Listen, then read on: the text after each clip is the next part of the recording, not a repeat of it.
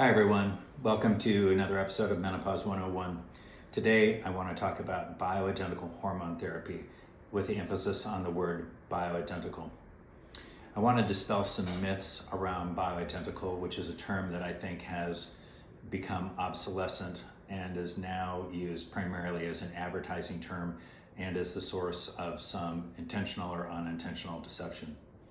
So I want to kind of start with a couple of myths. The first is that you have to go to a compounding pharmacy to get bioidentical hormones. The second is that bioidentical hormones are somehow different or better than FDA-approved hormone therapy products, particularly the notion that they're safer. And the third is that bioidentical hormones are always a safer or better option. In menopause, that's usually the case, but in perimenopause, that's oftentimes not the case. So to provide some context to the discussion today, I want to talk about kind of the history of hormone therapy worldwide. In the 1920s and 1930s, the first hormone therapy products were actually bioidentical. And they were produced by pharmaceutical companies by collecting the urine of pregnant women. As you can imagine, that was laborious and expensive. So another pharmaceutical product, Wyeth Ahurst, came up with the idea of extracting hormones that were fairly similar from an animal, in this case, pregnant horses. And therefore, Premarin, which derives its name from pregnant mare urine, was born and brought to market in the early 1940s. And it was the predominant hormone therapy, certainly in the United States, up until 2002. And in fact, if you look at the period right around, let's say the 1990s, Premarin was actually the #1 selling drug in the United States. There were some people in the United States that were not very thrilled with using horse estrogens, and it's actually not just horse estrogens. Premarin contains estrogens, progestins, androgens, and other steroid hormones. It's kind of a messy product. Regardless, our European friends had bioidentical hormone products before we did. American clinicians thought, hey, we can compound these bioidentical hormones so we don't have to be stuck with Premarin.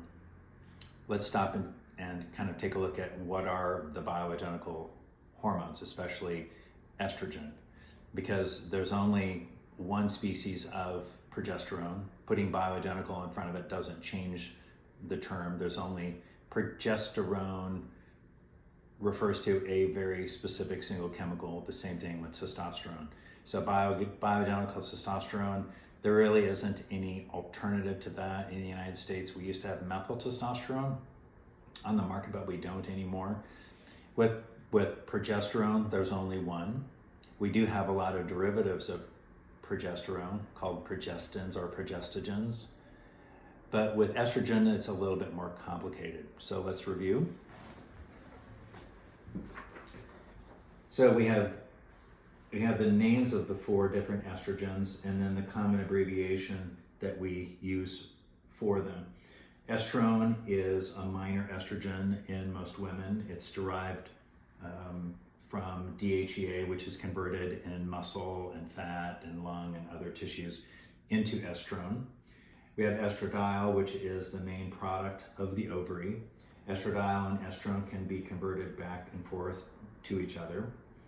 When a woman is in menopause, she stops making estradiol completely, but DHEA is still produced, so there is some amount of estrogen that comes in the form of estrone. Again, some of it will get converted to estradiol.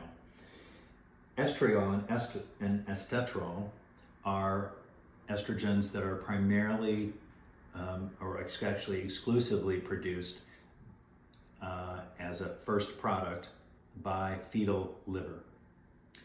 You don't find estetrol naturally in an adult woman, but you do find estriol, and that's because estriol is one of the metabolites or breakdown products of estrone and estradiol.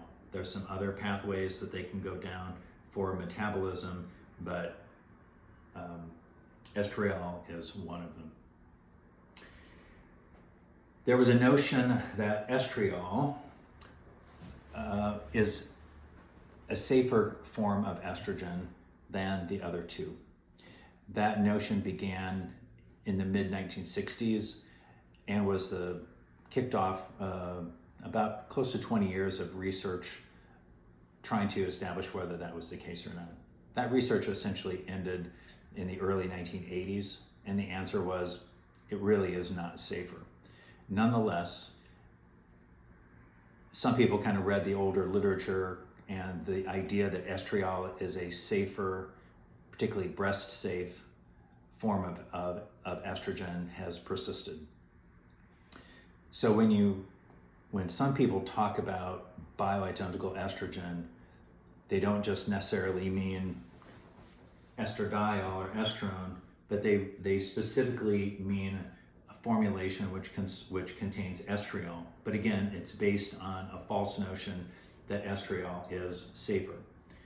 Early on, when people were compounding estrogens plural, the formulation that was very common was called triest, and that was 80% estriol, 10% estradiol, and 10% estrone. Then people realized, I guess, that these two convert back and forth to each other. So biest is kind of still what you see today, which is 80%, typically 80% estriol and 20% estradiol. I'll say it a third time. Estriol is not a safer form of estrogen than the other two. And however, it is presented to women that way. And the only way that you can get estriol is compounded formulations. When I first started out in 1994 in the menopause arena, bioidentical was a useful term to differentiate bioidentical from other non-bioidentical, mostly chemically derived estrogen. The last time I looked, a year or two ago, there were 30 different FDA-approved estrogen therapy products. 27 of them, or 90%, were bioidentical. So you don't have to go to a compounding pharmacy. There isn't anything special that you get in estrogen or progesterone from a compounding pharmacy. Compounding pharmacies, I'm a fan. I love me some compounding pharmacies, especially when it comes to testosterone, because we don't have a commercial form of testosterone available in the United States. And in fact, most of the world does not have a commercially available testosterone product for women. Some countries do. So compounding has its place, but to deceive someone to thinking that there's something particular about compounded estrogen or compounded progesterone is just not true.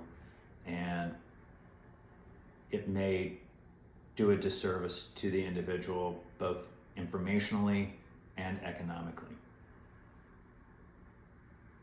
I think I covered what I wanted to say.